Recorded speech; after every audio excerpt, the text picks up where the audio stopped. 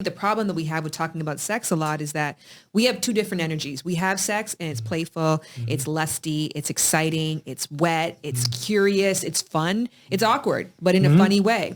And then we talk about sex and it's filled with insecurities and ego and it's stiff and it's competitive and it's dry, right? She'll probably be shocked as hell that I'm sitting down here with you. I'm sure many people would be. I'm sure. I don't know. Well, if they are, they haven't been listening. Relationship because you don't really know one another. We really are not in a place to where we understand who you are or who I am. And I think it's fascinating because it should make life a little bit interesting now because you get to learn some new stuff. Now, if you're a person that doesn't like to learn, if you like to be, those are the people who are having the problems with this whole thing. They're like, why y'all talk about relationships all the time? Well, because if you're going to do something, you should want to be better at it.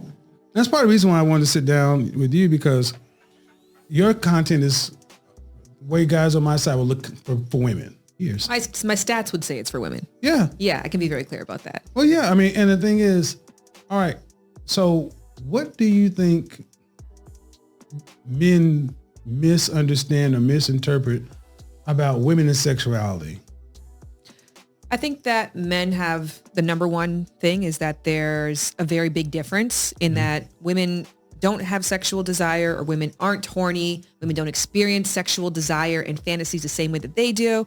And as a result, women are supposed to be the defenders of monogamy and the protector. Oh my God. I haven't watched the Kevin Samuels video in I don't know how long. And oh my God. She says men nowadays don't understand that women get horny. Women want to have sex. Are we living on the same planet? Are we living on the same planet? I'm pretty sure every guy in the world knows that women get horny. I'm pretty sure every guy in the world understands that women control sex. What? What? Of purity. And if she's not, then she's not a good woman. Whereas a man has the space to be the gamut of things when it comes to a sexual person. That they can be overly sexual, that they can be underly sexual. I mean, maybe that's not true because an underly sexual man often, of course, also will get criticized. But there is this assumption that men's sexuality is diverse and each person has their own story, but women's sexuality is a monolith. Well, as we were kind of talking before this began, listening to my mother and her friends talk about sex and sexuality, I learned quickly that that wasn't true. Then I always refer back in my college experience when I had a sorority use my condo, my townhome, for a lock-in. And I listened to a whole weekend of how these women were talking about. I was shocked. Because if a man likes a woman, it's like, hey man, what happened with you and old girl? The less we say, the more we like you. And people are like, oh yeah, you know, we kicked it. Oh, okay. We don't ask further questions. But when the women, I noticed they would size, taste this, that. I'm like, I was shell shocked. You said that was the encouragement for you to study sex. Well, I'd already started. I got the Kama Sutra when I was a preteen. It was further confirmed when I was at school, and when I went back to campus on that Monday, and I'm walking around looking at all these guys. Some who thought they were ladies' men, were great in bed. I'm like, oh, you have no idea what they really think about you. And it made me curious. So we started talking about relationships in the 90s when Shahrazad Ali's book dropped, The Black Man's Guide to Understand a Black Woman. It became a big thing for us to start talking about relationships.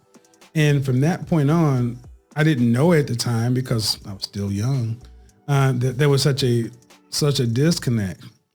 But we could go on about that one forever. But I have one question.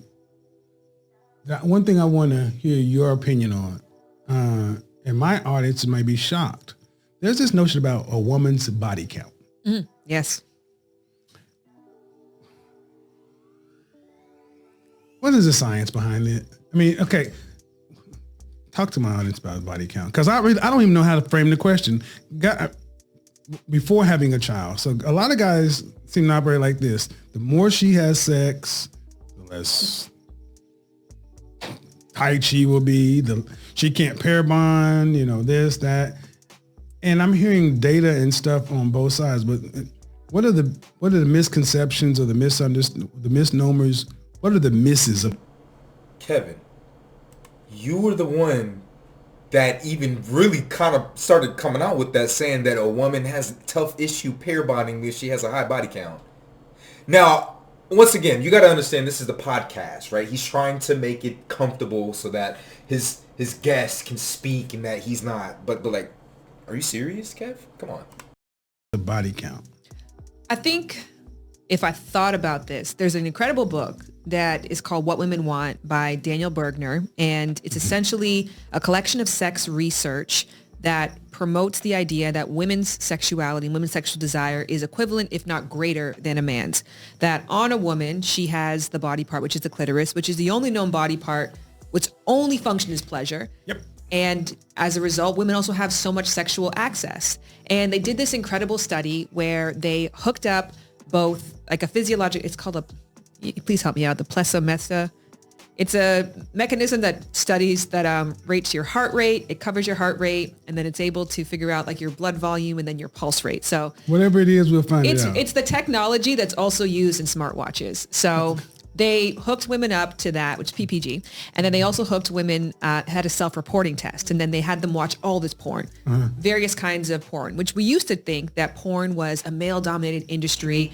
I know exactly what she's talking about. So first off, what they're going to say, what happened in this test that she's talking about was that, yes, they hooked up these women to this machine that was supposed to, measure how aroused the woman gets. And then they also asked the women to tell the people if they're aroused or not. Now, overwhelmingly, the women said that they were not aroused, but the machine said that they were. And so this was also laid out in The Rational Male by Rollo Tomasi. And so what happened with this right here is that we figured out that a lot of women don't understand what they want, right? They also are, it's not saying that a lot of them don't, but a lot of women are also, they're not as like upfront like guys are, right?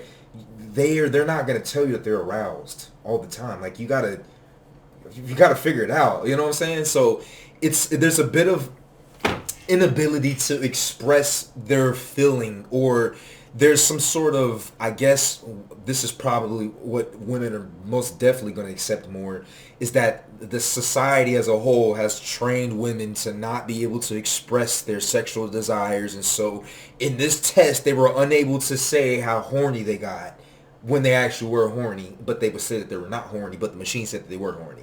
That's essentially what she's about to say. Men by men, that women weren't consumers of it. So Not true. It's not true at all, which also speaks to the fact that women are turned on by the visual. Yeah, you are. Which that in itself was something that was debated, I think even a couple years ago. So they had women watch all this porn, and most women self-reported that they were not turned on by it, that they did not enjoy it. And then they found that majority of the women were, through the PPG, were turned on, that they were showing physiological signs of arousal. So that to be said that so much of the socialization around what women are told about their sexuality can strain. I haven't watched this. I promise to God I haven't watched this. This is my first time reviewing this, and she said exactly what I told you. This is the go-to for women all the time.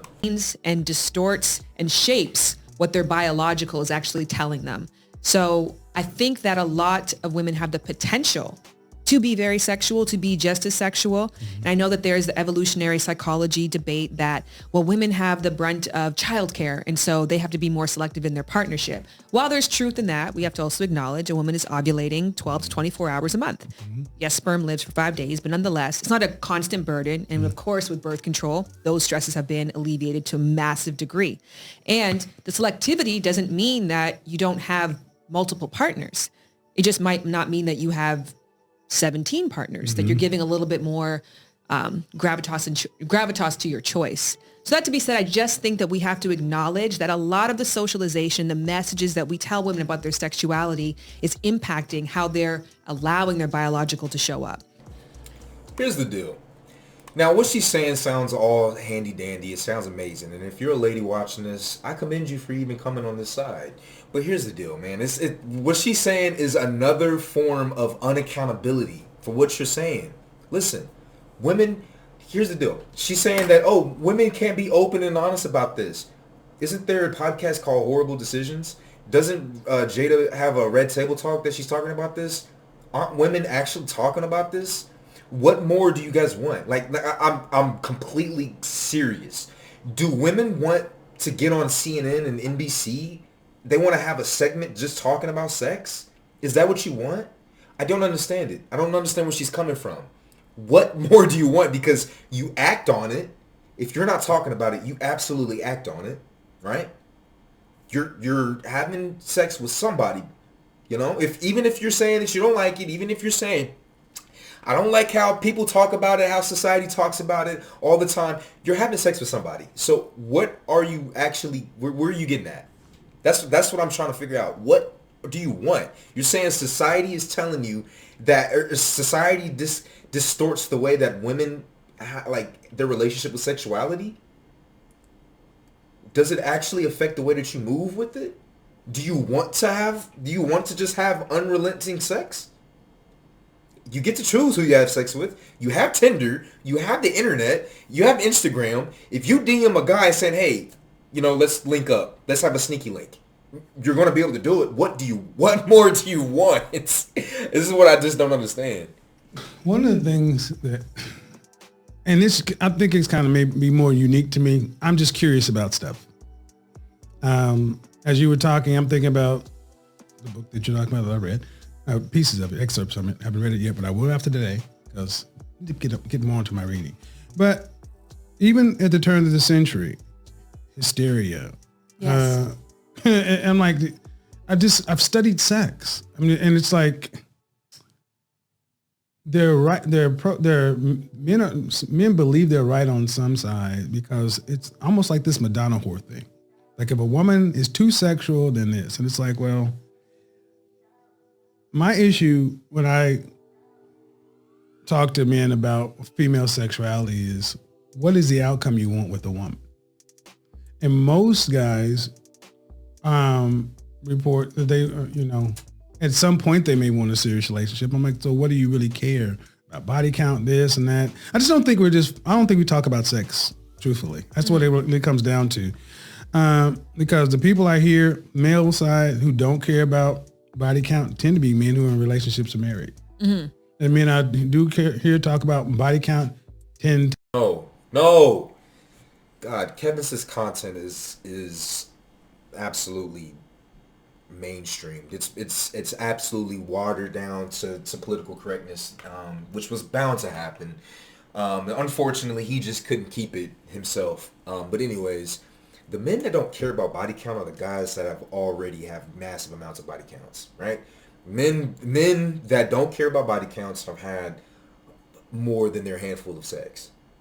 It's just the facts about it, man. It's like when you haven't had, like, let's say you have less than 10 partners as a guy, yeah, you care more about like what a woman's body count because you're actually more than likely you still have your quote unquote blue pill idea of women and you actually kind of want more of a long-term relationship. You want to emotionally bond with a woman. Even a guy that has a high body count still wants to emotionally bond too. But the more that you are out and you have sex with women, you see what goes on in the world. I've had sex several times with several women, with boyfriends, sex with the woman in her boyfriend's apartment, sex with this girl while she's on the phone with her boyfriend. When you see things, and once you see these things, you can't unsee it, you can't unknow it. This is how you don't care about body counts because you understand. And then what about the good girl? You see the good girl right here that you actually really like. She's extremely feminine. She's extremely nice. She's just so cute. She loves anime or whatever. And you guys have a relationship. What I mean relationship, more of a friendship. And then you start to hear little stories about her. And you found out that she just had a threesome, a foursome. 4 guys came and it's just like, her?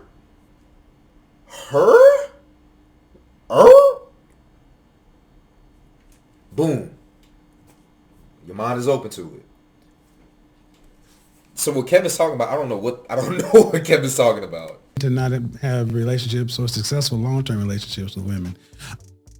I'm not saying causation, I'm just saying there's a correlation. I'm not saying any causation. I just think there's a huge gap to that end around the early 2000s. Was that when passion parties and all that stuff started really being a thing? Like, is that like a teen trend or? Passion parties, as I understood it. Okay, so a passion party would be this: a young professional woman would have a friend come over, and she would be selling all these different sex toys. Okay. And I know someone who had one. I'm not gonna say your name. She had one down in Dallas. She invited all her girlfriends over. They brought you should, sir. You're gonna send her business. Well, it's this over. Could blow her up. She's married now again. But see, she had a bunch of women coming over. She had the wine there, and the women came over with different dildos and things. They were learning how to give blowjobs. Yes. And then they were they were putting orders for rabbits and bullets and creams and this and that. And then after the women sat and did their thing, drank, whatever, then the men were invited over. And then it turned into a party. And it was funny. I didn't know that part of it. Yeah. That's a good education. I thought it. You know, what he's talking about, my mom actually told me about this. This is a thing that used to go down. I don't think our generation does it as much. It just turns into a full-blown orgy, to be quite honest with you guys. That's what it does. But what he's talking about, my mom actually told me about this. My mother said that they called them rainbow parties or lipstick parties. And the idea was to see which guy could get what. The girls wanted to see how much lipstick they can get on the guy. This was a thing. Like, they would invite over the guys, and the girls would all give them all fellatio. They would try to see who had the most lipstick on their thing at the end of the day. And then the girls kind of like high-fived each other. And this is why, like, it's just, I don't know how old this girl is, but when she's saying that men don't understand women get horny, women have sex drives, I don't understand it. I don't know who she's talking to.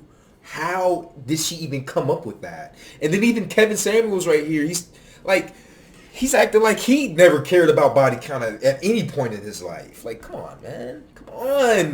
This is my issue. This is kind of the reason why I started my channel. It's because I'm tired of this watered down stuff, man. Be real. Be genuine about the stuff, bro. Stop, come on. It was just like a Tupperware party that it ended at the sex toy sale. I didn't realize it turned into an orgy. Well, it turned into a party. And not an orgy, but it turned into it was okay, from 6 to 10 or from 7 to 12. He's lying again. It was an orgy, a full-blown orgy. My mother told me about these things. Come on. We're going to do this part, and then the men are allowed to come. Come on, they've been drinking, they've been playing with, people were leaving, hooking up. Did you attend some passion parties in your Hell day? yeah. Yeah? Yeah, I know this. Yeah, I've lived a broad life. Okay. Don't let the suit fool you. Because I'm curious. I'm like... Well, I'm curious about that because I'm like, does that lend itself? Because as we know that 2/3 of women don't achieve orgasm from penetration alone. Right. And so they need clitoral assistance and stimulation. And toys can be a big part of that. And that's a very uncomfortable conversation for a lot of cis heterosexual men who've been told that their penis is going to put out fires. Okay. Cis heterosexual men? Really? She brought that term out? Cis heterosexual men. Wow.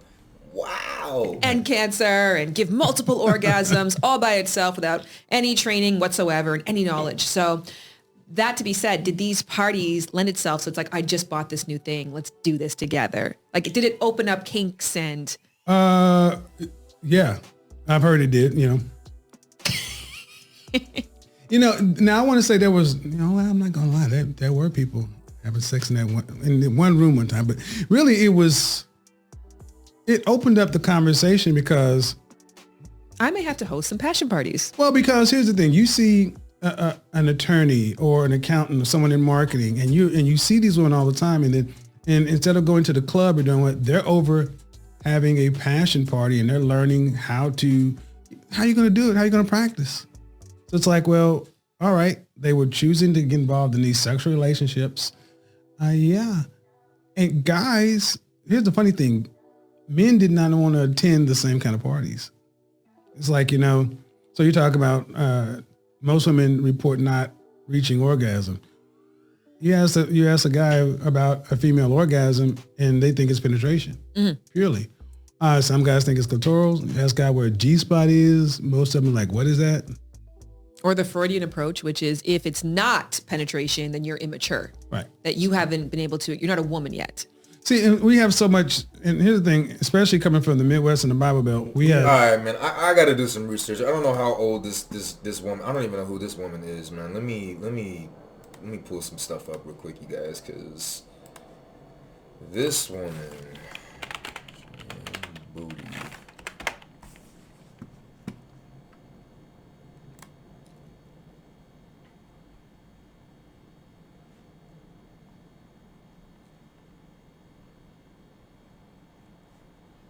Okay, so let me see if I can show you guys what I found here. Shan Boody. Shan Boody. Where is it? Why can't I pull it up? Here it is. Here it is. So this is Shan Boody, y'all. Right?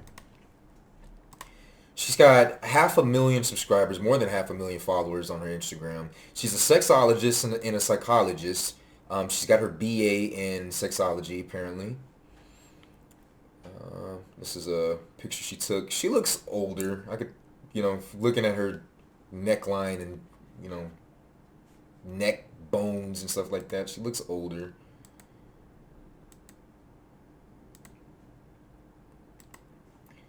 And I wonder if she has a husband or not. And this is, let's see here. Yes, I am definitely pregnant. Oh, she's pregnant. So I guess she might have a, well, actually, who knows? Pregnancy. That must be the person that she had a baby with.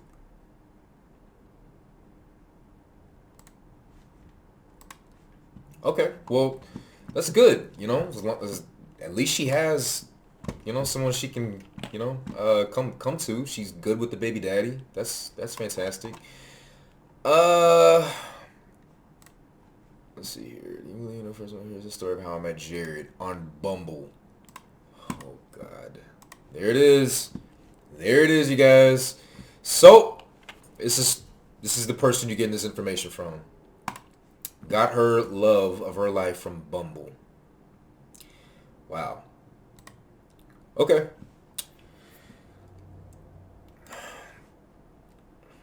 The reason why I'm making this face and the reason why I say what I say about that is because she's had a tremendous amount of sex in her life. And there's nothing wrong with that, right? Once again, there's nothing wrong with that. To each their own.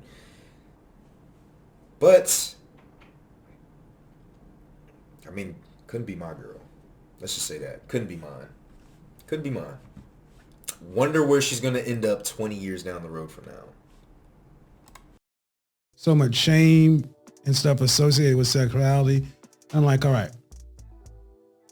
Can we talk about it in a clinical sense to where you can understand it, to where if you do decide, even if you're married to your wife and she's a virgin and you're a virgin, why don't you just be good at it?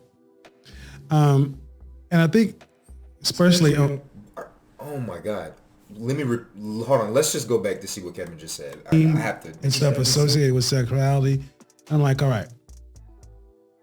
Can we talk about it in a clinical sense to where you can understand it, to where if you do decide, even if you're married to your wife and she's a virgin and you're a virgin, why don't you just be good at it? And I think you're both virgins. The last time, especially in America, the last time two people were probably both virgins were probably when they were 13 or 14. You're not going to find that out here. So what Kevin is talking about, husband and wife being virgins, that's going to happen in the Muslim Islamic community. That's not going to happen in America. Are you kidding me? It's not going to happen. These women are coming into middle school already with a body or two on their notches. Coming into high, the boys are also doing the same thing. Men and women these days are coming into high school already having 5 or 6, 10 bodies. Come on, like this is. I don't know who he's speaking to. I don't know who he's speaking to. Like Kevin's audience is women who love what he's saying and older people. It is not. Some of the newer generation comes in and talk about it too. But once again, it's old. It's younger women, and even if it is younger men coming in here talking about this isn't going to apply to you that much at all. You know why? Because if you're my age, a little bit older, your ideal woman is going to be either your age or younger, and this is the world that they've come into. We've all kind of like, I don't know what he's talking about. This isn't even relevant information at this point. Especially from my side, I think the bigger issues is where there is no common ground, there's no common knowledge, there's a lot of fear. And I've said this before, fear, scarcity, and lack lead to anxiety and stress. And there's a lot of stress with men around sex, first-time sex. A lot of guys report it's in this incel movement, not movement, phenomenon, whatever you want to call it, not wanting to disrobe in front of a woman because he feels like he's had sexual partners and he's not going to quote unquote measure up. Mm-hmm. Now, what he's talking about, that's a very real thing. Very real thing. And that's why the red pill has become such a mainstream wave. It's because for the first time on YouTube, on the internet, at mass, are men actually starting to come to their senses and understand, lift the veil back as to what women are actually doing, the true mentality, the true sexuality of women. So when women talk about how men don't understand this, men don't understand that, quite honestly, women should most definitely should promote the red pill. Women should want men to be more red pilled, because red pilled men, we're going to understand she's already had innumerable amount of sexual encounters with multiple men. There are most definitely guys that are bigger than I am.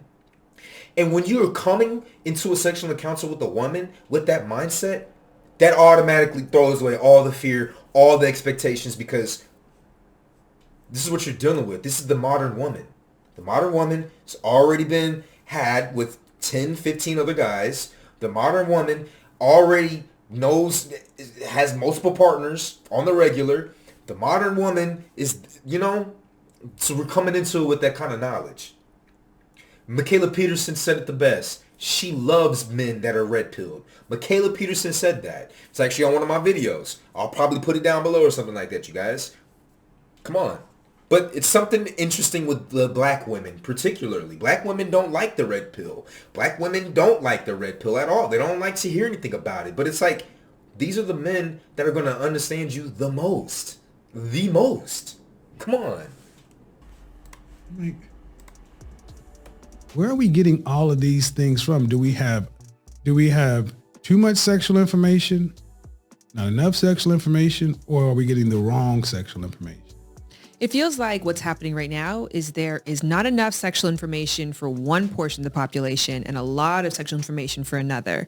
Okay. And so I have gone to school for sex various times in my life. I became Hold on, let me go ahead and say this. She's actually kind of right about that.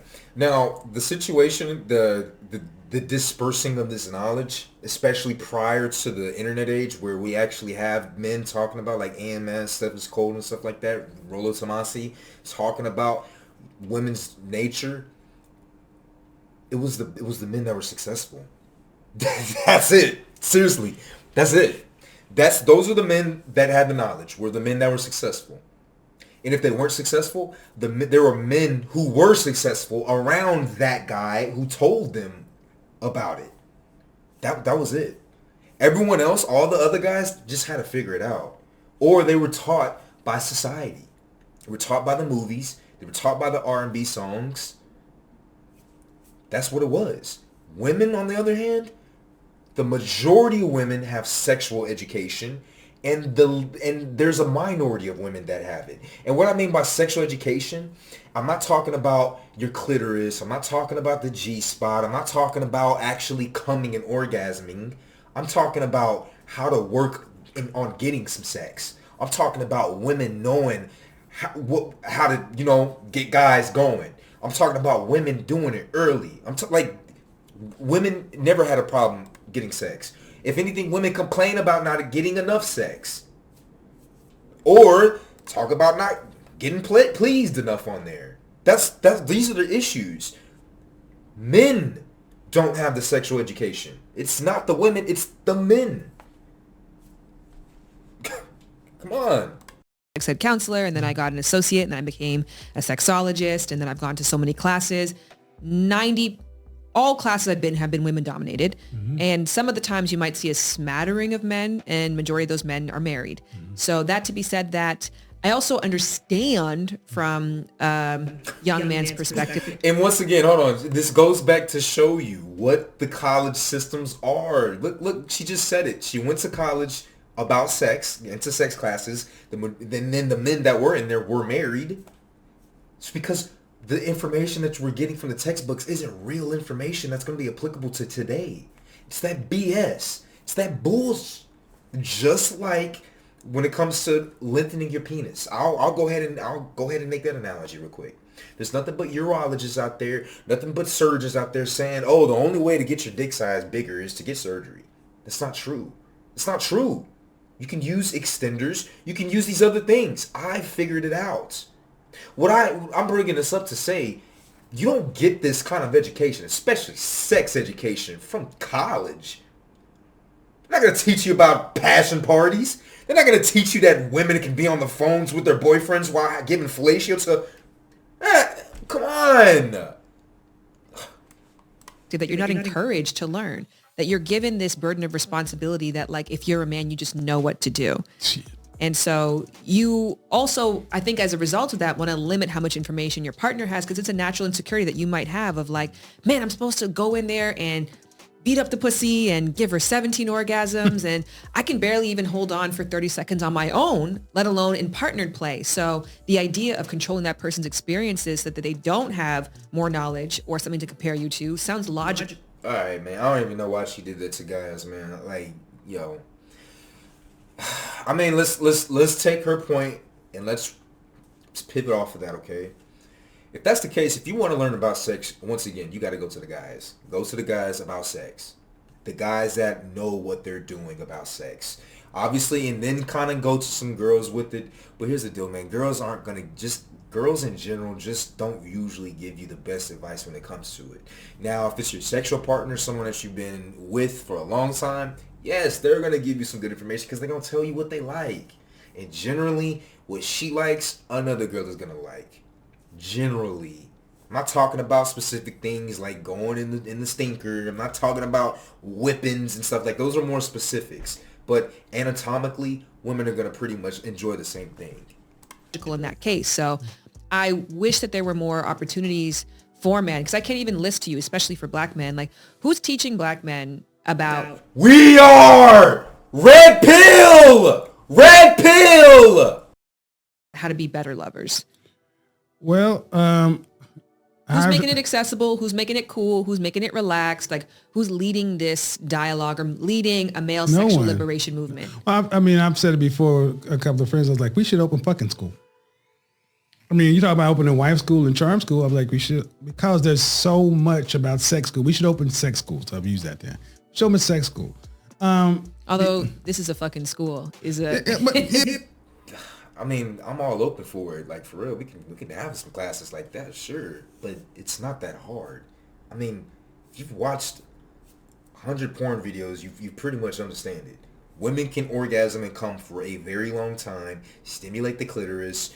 Some women like it up the booty. I mean, you penetrate for a minute. Obviously, a woman, like every woman can last longer than you as a guy. Like, that's just a general fact. Like, there's not much about it. That's it. That's all you really need to know. Anything else further than that is just an individual preference at that point. Frequency, how she likes it at that one, like what position she like. It's all specifics and preferences at that point. Like, there's not much to learn about it. It's really not. Yeah, because I'm like, there's so many guys who just, you're supposed to be sexual pro, and the older you get and the less sexual experience, the more it becomes. A lot of guys are just, I spent 2 years talking to incels and MGTOW. Incels. I had self-identified? That's how they identify? In our one-on-one sessions, yeah. And these guys were, I would say 80% were college educated. The vast majority earning $70,000. And socially, they looked like, but the inability to go out and what we would consider meet a woman and progress into some sort of romantic relationship. Some guys report having had sex in high school and or college, but when you delve into it, it was usually a woman who was kind of leading the process. He couldn't, quote unquote, make it happen. It wasn't that they wanted to.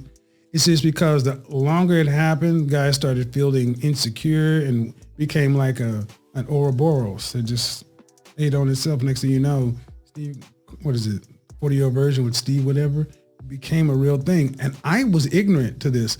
But when I started hosting my show, I would have more guys calling in. These men, in my experience, want relationship. They want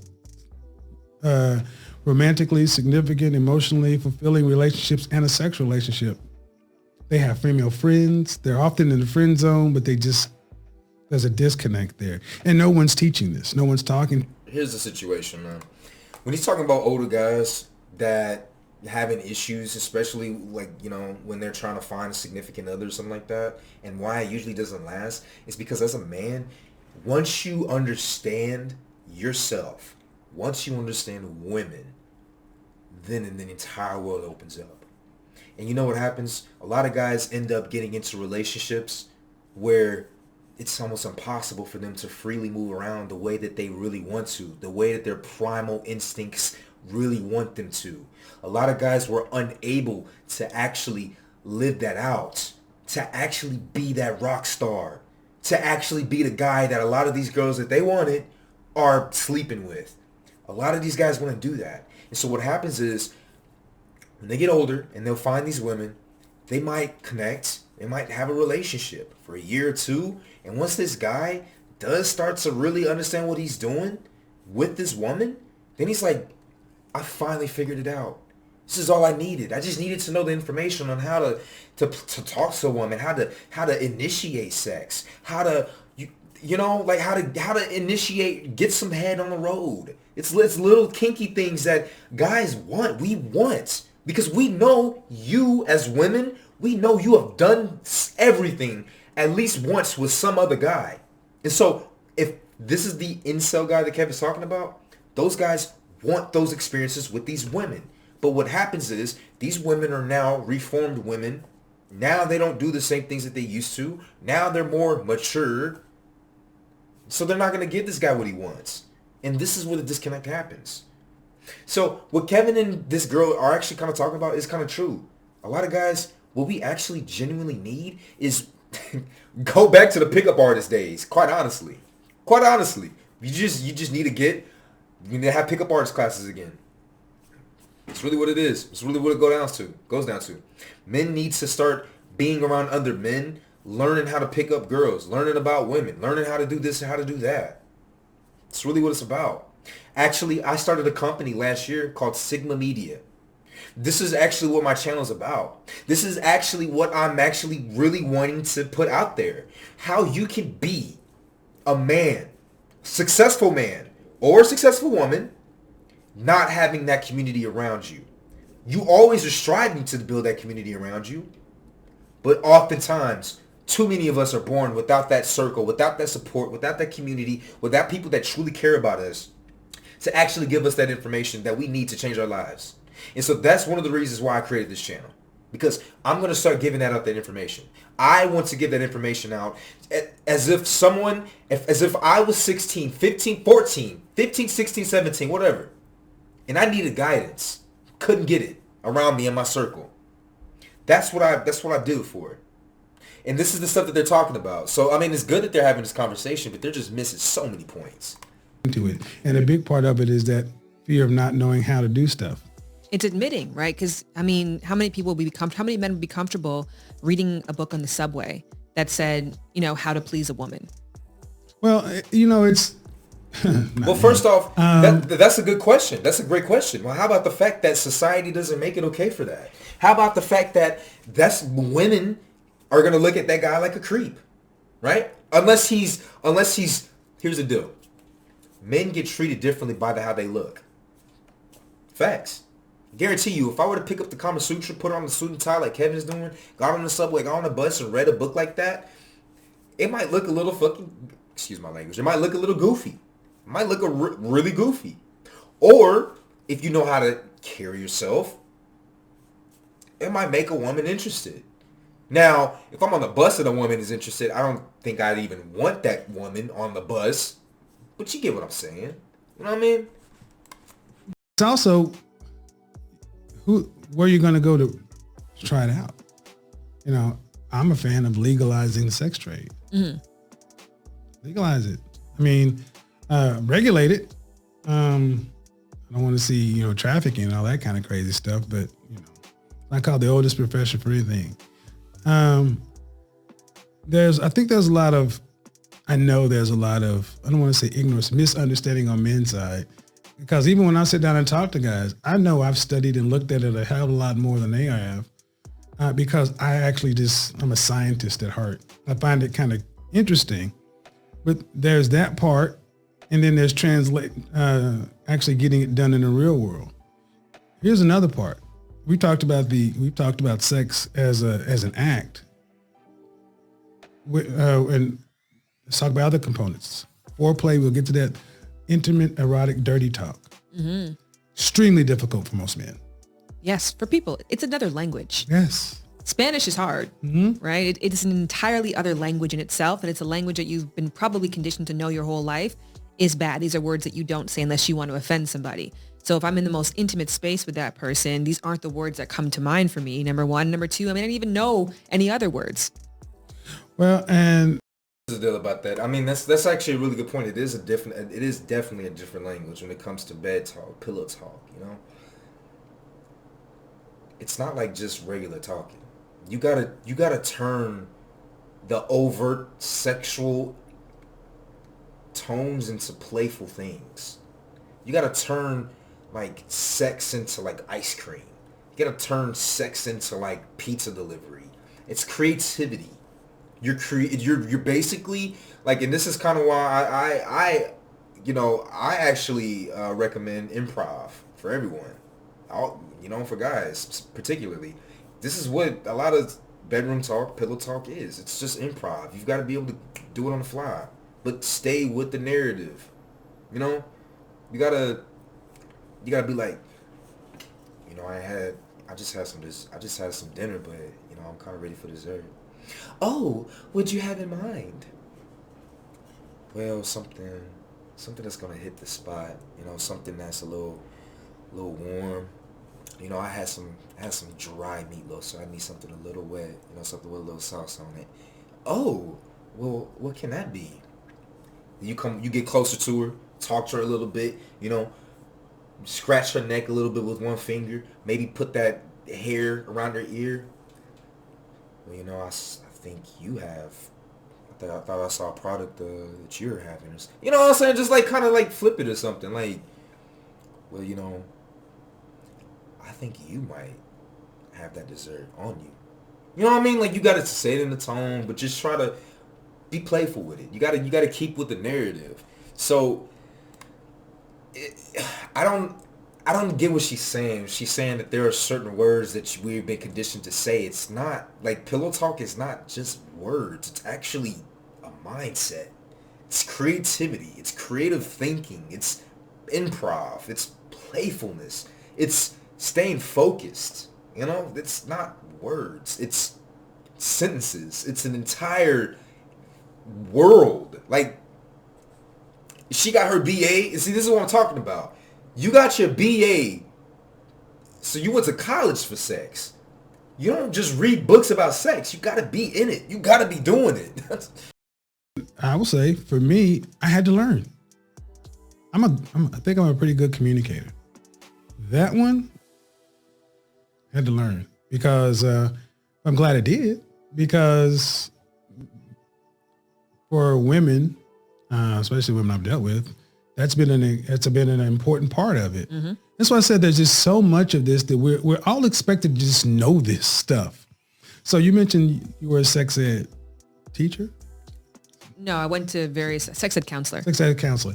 When I was in school, we actually had sex ed. Mm-hmm. I don't think sex ed is still in schools. Well, it's called health. It's called health? Yeah, it's a part of health, yeah. Now, I remember when that film where a woman gave birth and all that kind of stuff. You know, I want to look that up. I don't know if it's still. Jared, you watched it in school. Yeah. Okay. Now, are you went from Canada? Yes, from Canada. Okay. Yeah, I'm going to look this one up because the sheer amount of not knowing. And men, we are big on respect and our egos are huge. We don't like to not know how to do stuff. So it's intrinsic to a lot of guys. If we don't know, we shy away. Especially in an area that you've been told is so tightly tied with your masculinity. Especially as a black man. Especially as a black man.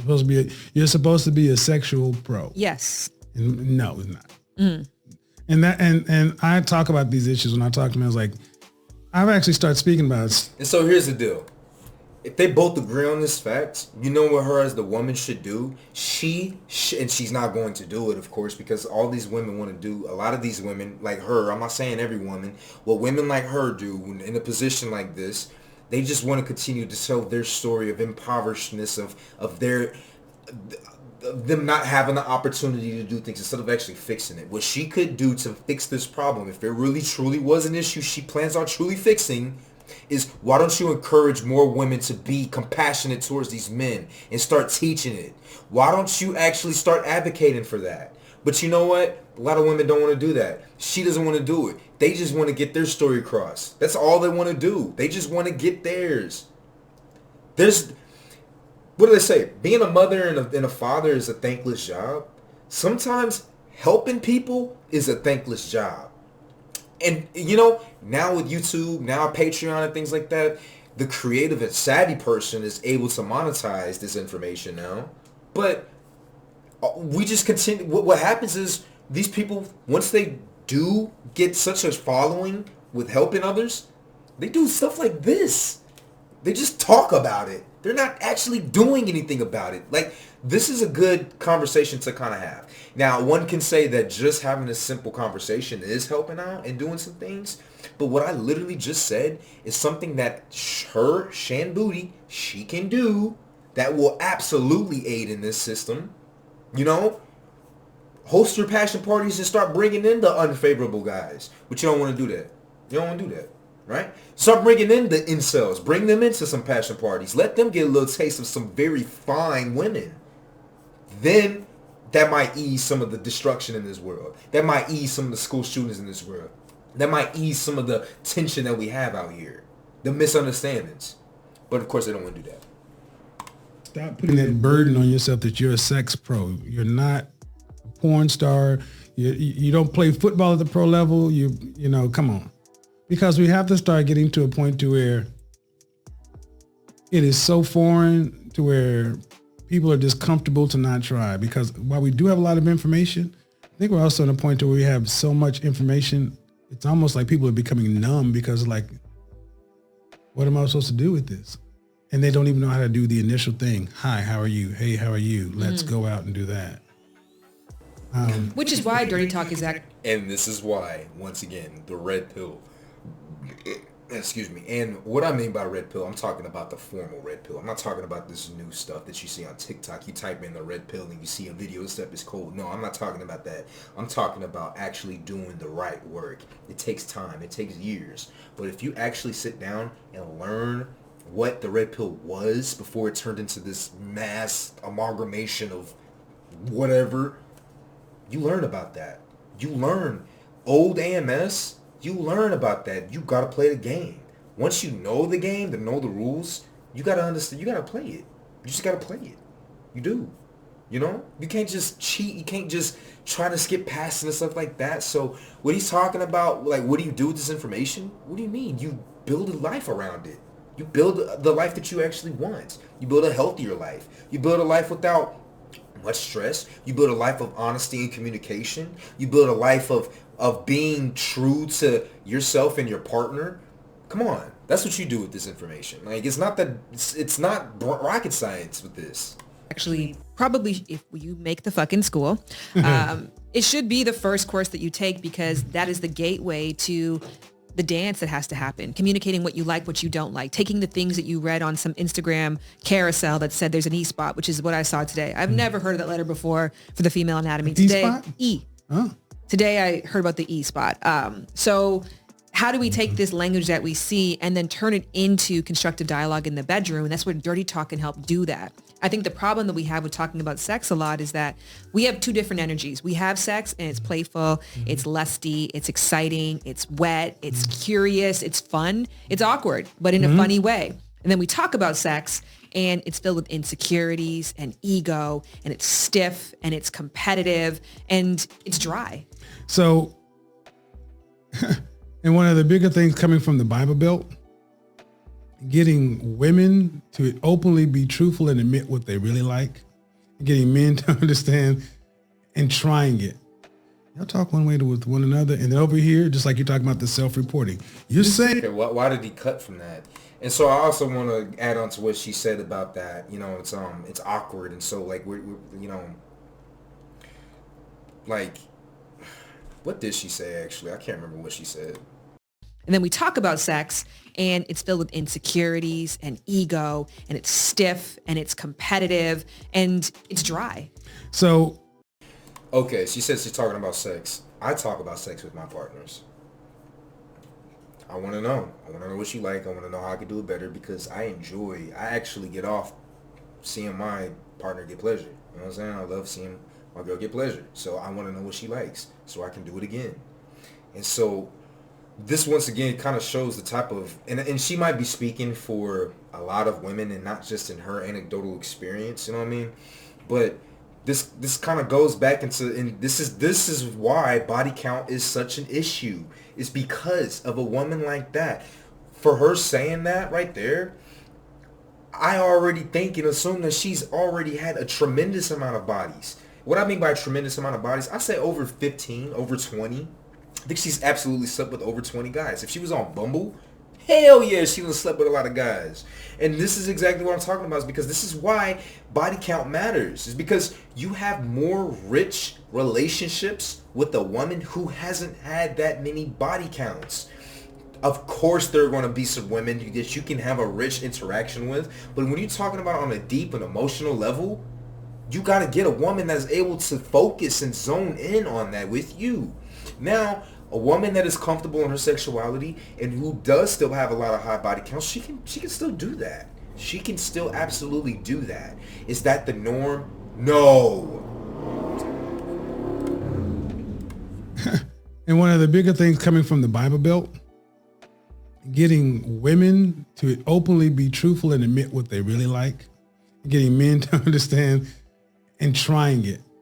Y'all talk one way with one another, and then over here, just like you're talking about the self-reporting, you're saying no, but the test is saying something else. So maybe that should be part of the sex school.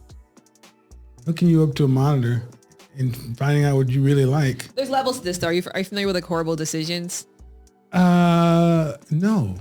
Well, they're a female podcast. Yeah. She hates me. Really? Yeah, There's two of them. Well, it's not Mandy and yes, there's another. Yeah, and Weezy. Yeah, she hates me. According to, she was on Adam 22, No Jumper. She thinks I'm a horrible person. Not a horrible person. You just don't know me. Right. She'll probably be shocked as hell that I'm sitting down here with you. I'm sure many people would be. I'm sure. I don't know. Well, if they are, they haven't been listening. Well, I'm obsessed with this topic and I am fascinated by it, and I want to be a part of the dialogues people are having, and you are leading many of those dialogues. So to not be ears open, it doesn't mean that we can't have discourse, but it's an undeniable impact that you've had in this space, and this is a space I care about. I think it's easier for women, like they're extremes on both sides, and I've said this before. There's 10% over here, 10% over here, and then there's 80% in the middle. The middle, roughly the middle ground. But when nothing is happening, if you're not, let's say we've just had the Great Resignation, right? So many people have decided, fuck this shit, I'm out. Leaving corporate America, downsizing, right-sizing, whatever, because they're starting to prioritize quality of life, relationships, interpersonal stuff over the hustle and bustle. Now, we've had things that have become, to make it easier, you know, distance working and things like that, make it, you know, more acceptable. But now, so now people have choice. You have a choice. And Same thing in the sexual marketplace, in the dating marketplace. If you're on this extreme or that extreme, it's easy to be a rabbit this or a diehard that, when the actuality is you want a relationship, you don't want it to fail. Mm-hmm. And one of the biggest points of failure I've heard from women is, things were going right, but the sexual thing wasn't right. And guys need to know that this is something they can do something about before it ends and it's just irreconcilable differences or something like that. So here's what I wanted to reflect back on you and get your thoughts on this. What I've seen in the dating market, and I think the pain point that's kind of coming right now between men and women, is that there's a particular percentage of the internet population who's asking women to ask for less. Mm-hmm. Because they're like, your standards are too high, you want too much, and they enjoy seeing those women being told that they need to ask for less. Mm-hmm. But what that women many of the times are looking for is somebody who's equally yoked, at least bare minimum financially, mm-hmm. right? So if they have achieved a certain level of success, they're looking for a partner who is like also achieving financial success. And then sexually, women have become liberated. Mm-hmm. They are learning more about their bodies. They are becoming more vocal about that. And as a result, maybe they're having more partners. And then men, instead of saying, I'm also going to liberate and educate myself, they're asking women for less. Okay. They're saying you should have less sexual partners. You should be less curious. So instead of rising to the occasion to meet women where they are in the advancements, they're asking women to come back down a notch. And see, this is the issue with the modern woman. Exactly what she said. The way that she phrased it. She said, men are asking for women to come down a notch, when women, in the way she's putting it, she's making it like women have fought so hard to now get sexually liberated that men are asking them to come back down. Now, I'm not saying that women didn't have to fight to get sexually liberated. I'm not saying that at all. But what I am saying is that the way that she views it, that men wanting a woman that doesn't have as much sexual experience out there, that's a bad thing. And so here's the deal. Once again, this is what men want. This is what guys want. If I want to have a family, if I want a woman that cares about me, solely for me, wants to please me, I don't want a woman that's had 15 guys nut in her. I don't want that. It's gonna make her pussy taste weird. It's gonna taste nasty. It's gonna make it smell weird. It's gonna make it loose. It's gonna make it big. I don't want it. There's typically a type of mentality that gets associated with the woman that has a high body count. The same way that stereotypes are out there for races. There are racial stereotypes. Why? Because the majority of this race exhibits XYZ traits. The majority of women that have high body counts exhibit XYZ traits. We're not saying that you have to come down. That's what I want. You can do what you want to do in this life. You've already been doing it, especially if we're talking about black women. You've already done what you wanted for your entire life. I'm not telling you to come down a notch. I'm just telling you what I want. Seriously, if I want to put a ring on it, and so women are mad that men don't want to put rings on women that have high body counts. Well, guess what? You have all the sexual exploration and freedom in the world. Well, guess what? We want a woman that's disciplined. How about that? Women don't want to be disciplined. You want this sexual freedom, this, that, and the third, but you don't want to be disciplined with it? Well, these are the consequences. Everything you do in this world has a consequence. We want women that are disciplined. We want women that go to the gym. We want women that care about men. Is that telling you to go down a notch? Is that telling you to lesser your value, lesser yourself, lesser your experience because of that? If that's the case, you're the spitting epitome of what men need to understand about. You are the exact woman that these studies that you were talking about are talking about. You're seeing something, right? You're seeing some pornographic images. And when the scientist asks you, are you turned on or you aroused? You say no, but you actually are. That's the equivalent of a woman saying, oh, where are the good guys at? Where are all these guys that got the money like me, equally yoked as me, that's got the good body, this, that, and the third? Why won't they take me seriously? I can get them sexually, but I can't get them to marry me. Where are they all at? And then in front of you, there's the blue collar Henry guy, right? The guy that's suited up, got the, he's the construction worker or whatever, ready to get one woman, got the money, maybe not as good in bed, maybe not as savvy socially, but he's ready to start a family, but you don't care about him. You don't care about him. You don't, you know what I'm saying? So it's like, it's Okay. What was the question you want me to respond? The point you want me to respond to? I think do you think a part of the problem here is that men don't have role models and don't have educators and don't know where to go. And instead of seeking those out or doing a self-education process, they think that the solution is to get women who are getting ahead in this area to come back down to their level. Are we talking about, okay, let's talk about the first one, the advancement piece of it. That doesn't even make sense. If a guy is inexperienced, right? If the guy is inexperienced, he doesn't know much about women. You know how he can meet the women at that standard? Fucking a lot of chicks. Getting a lot of hoes. But you have an issue when a guy wants to do that. That's what I'm talking about. That's the double standard. That's the downward paradox that exists in here. That exists on this show right here in particular. This Samuels and Shan Boody episode right here. This is what it is. You want the guys to meet you at that level, ladies. Well then, as guys, we gotta be fucking these hoes. We gotta be fucking these chicks. We gotta be hoes. We gotta go out here and do that.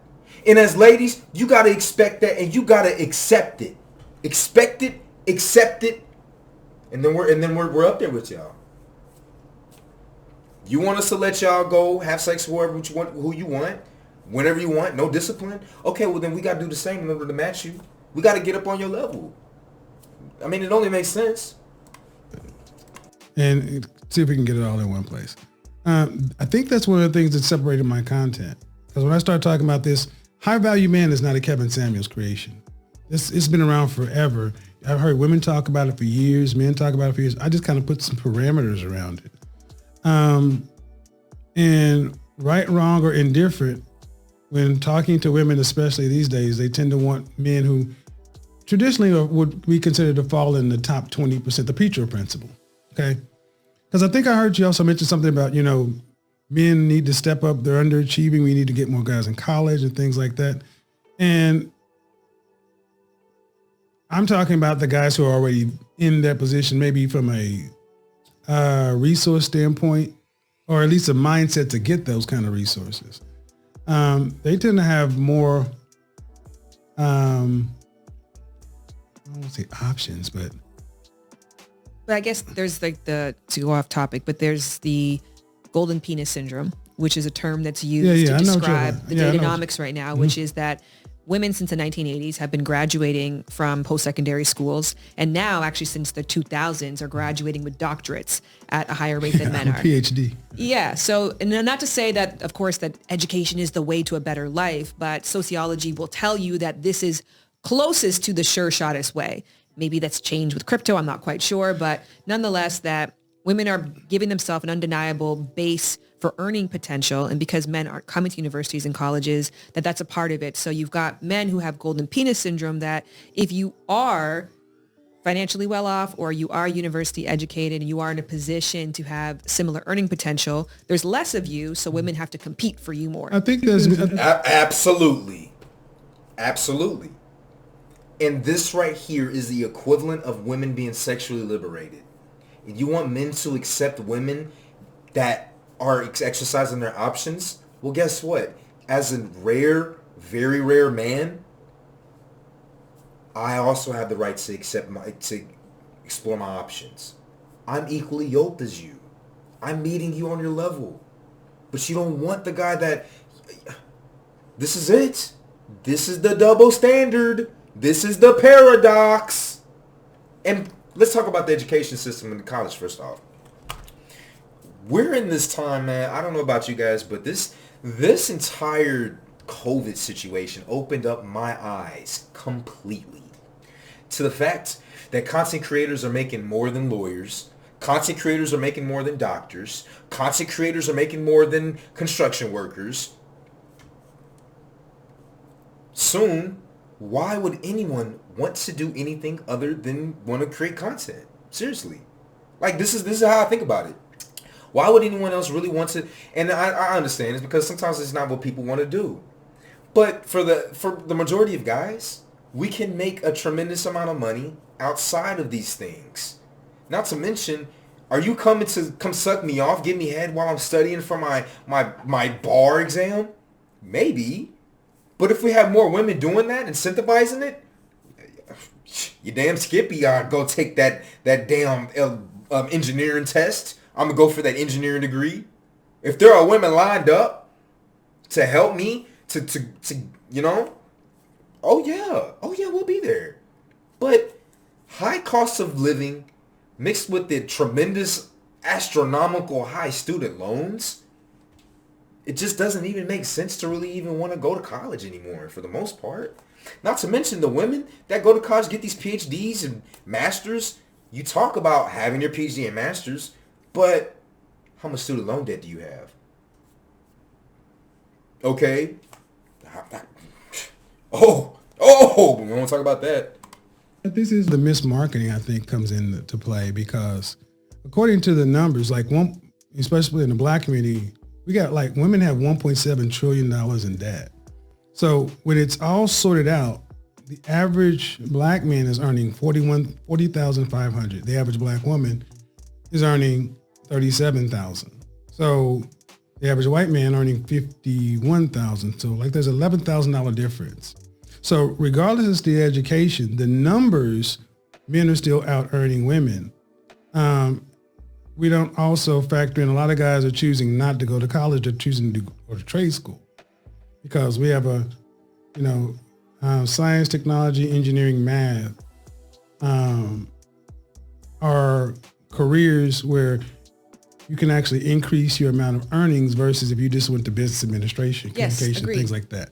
So, but STEM would be a part of the education. I guess I have to look into the earning potential because I know specifically for black women who are amongst one of the most educated groups. And I went to an HBCU and I could tell you anecdotally the difference in earnings and the difference that I see in general in terms of representation when I go to corporations. So I'm fascinated, especially given the incarceration rate that black men are out earning black women.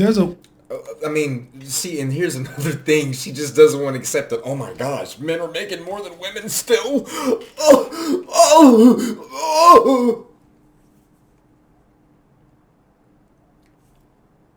We're not talking about the women that have masters and PhDs that aren't getting jobs. You're like, this is another thing that's such an issue with influencers nowadays talking about this stuff, especially if you're not coming from actually working in the corporate world and rising up in these ranks, talking to so many people, being around people. There are a lot of black women that are very highly accredited, have a tremendous amount of like experience on their resumes, not getting the job. Whether it's because they're black, whether it's because they're a woman, what we should focus on is the fact that they're not getting these jobs. So you want to talk about the estimated value of earning potential of these degrees? Well, first you got to get the job. What's the point of getting $100,000-$200,000 degree if you can't get the job? You get a job that's still paying you $70K. A job that's still paying you $80K. That's barely what you need to survive. I mean, to live a great life, yeah, like $70, $80K. Come on. Like, that's why I'd be wondering who actually is talking about this stuff. Like, do they just, like...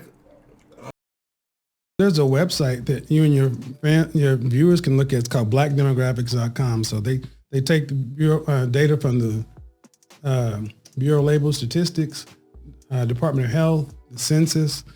In the black community, 74% of black women earn less than $50,000. Only 9% earn more than $74,000. And then, it is not uncommon, like on my show, to hear women who are $50, $100, $200, $400,000 in debt. Yes. So I agree that college for some is a potential indicator of future success. Where the rubber meets the road, it tends to come down into the actual dollars. And what the issue tends to be is women, hypergamy. Women tend to want men to have equally yoked what they want. So one of the bigger issues, especially in the 90s, were white collar women not wanting to date blue collar men. Mm-hmm. Motherfucker, please, you work for UPS. And it's like, well, wait a minute. You're working for the firm downtown, but I'm working for UPS or GM, and I'm making $70,000, and you're making $40,000. That's what I was going to say. The debt thing, because I'm in $1 million of debt. I own a home. Right. So would I? No, it's college debt. It's college debt. It's student loan debt. Okay. So I guess, and the biggest thing is, especially like, there's a study called Black Men Make It in America by the American Enterprise Institute. 54% of black men single, childless, 61% in the middle class, and 2.5 million in the upper class. The thing black men have been told for the longest is you're underperforming, you're undereducated, and not keeping up. But that's where I kind of started getting interested, because I'm like, I look around and see a lot of guys like myself who are unmarried, who wanted relationship, mm-hmm. but and this is where we kind of get into more cultural or racial things. In our particular community, it's not really mirrored or it's not really, we're not really taught this stuff. So our relationship tend to be mirrored to us by athletics, entertainment, musicians, youth. So 30 and under. You look at the space between 31 and up, where are the role models for relationship? And that's why you hear so many people going all the way back to where? The Cosbys. Mm. But so I would... Really? All right, to answer that question, men that wanted the relationships, they're going to get it. And they've been getting it. Kevin Samuels has made a tremendous amount of money by creating a space and creating parameters, just like he said, in an area that is already kind of taken care of. The guys that he's talking about, if they want women that are, you know what they usually do? If they can't find a black woman, they're going to get another race. They're going to get a white woman, Asian woman, Hispanic woman. They're going to do that. And so Kevin recognized that there's a lot of black women. Like, black women is the biggest source of money, like, in this country, I believe. Like, single black women spend the most amount of money ever because they're single, they're living on their own, they love to buy wigs, weave, nails, sex toys. It's there's so much money in black women's plight that I'm not saying this is all what Kevin started from, because he absolutely came from the man's channel side, but he, especially with this podcast, what he's doing and the way he's talking to Shan, he's coming at it with so much more finesse than the way that he would do it if it was just digitally, right? He's still trying to say the same things, but with a little bit more finesse. But he's definitely watering it down for the sake of mainstream and for the sake of palpability. You know what I mean? Making it palatable for the masses and stuff like that. But this situation has already been taken care of. They just go to other women.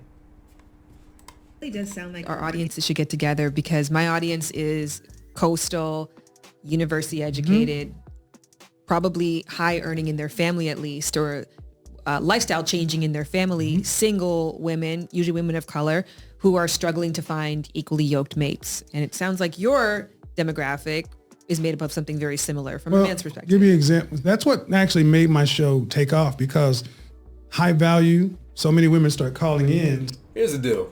That's actually a great idea. It's actually a wonderful idea. But here's the deal. Kevin's kind of stingy. He's kind of selfish. He's kind of selfish with the way that he does his stuff. The way it's going to work out is they'll probably just make a Facebook group or something like that. And then he'll selectively choose the people he wants to be around with when it comes to the Shan Boody passion parties and stuff like that. But it's not a bad idea.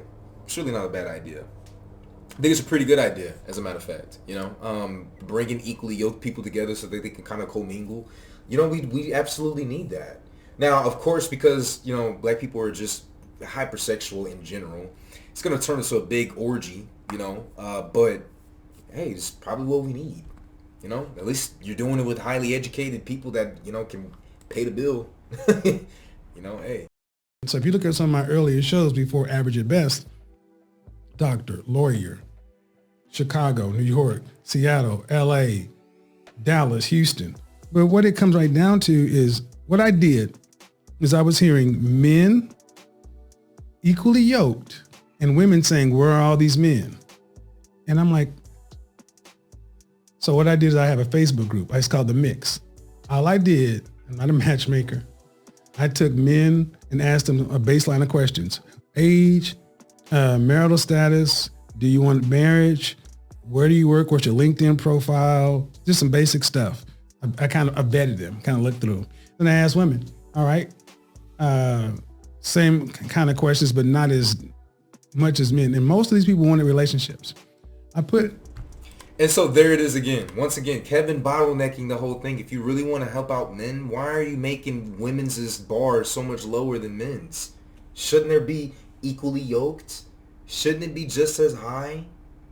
Now I understand what you're saying.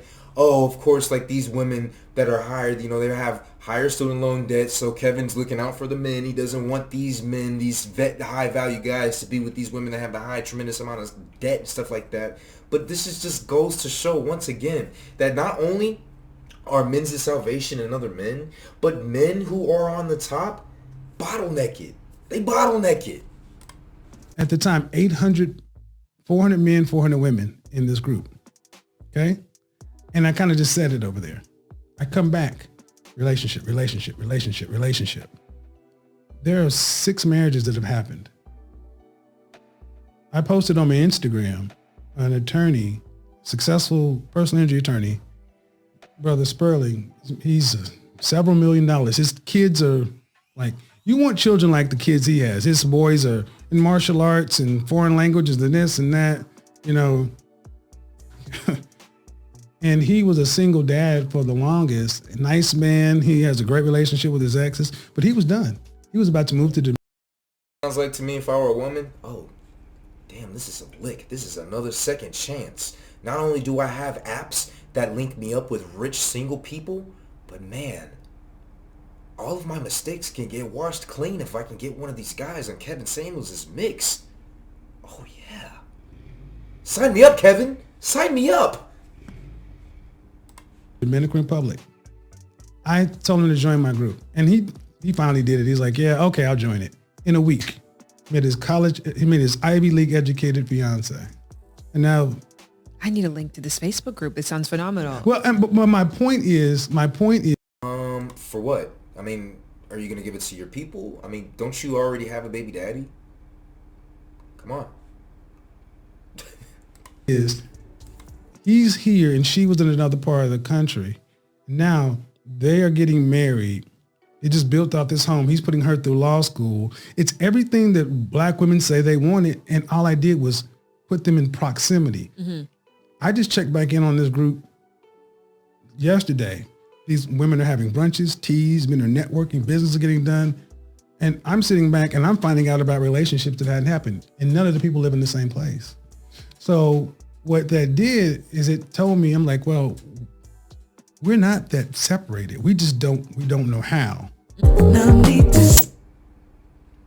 right, man. That was kind of painful, I'm not gonna lie.